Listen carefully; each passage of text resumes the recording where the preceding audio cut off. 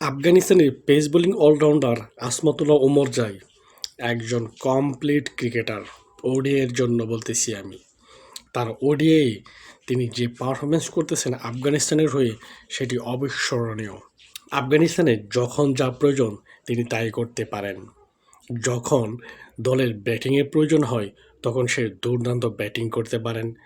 যখন আফগানিস্তানের wicket break থ্রুর দরকার পড়ে তখন তিনি সেটিই করতে পারেন।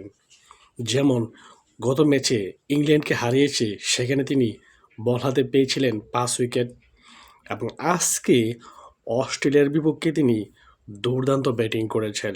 63 বলে 67 রানের একটি অবিস্মরণীয় ইনিংস খেলেন এবং দলকে মোটামুটি মানের একটি পুঁজি এনে দেয়, যেটি দেখে খুবই ভালো লাগলো।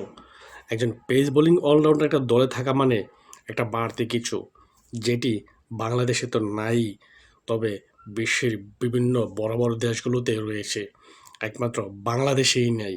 বাংলাদেশ সেটি মিস করে।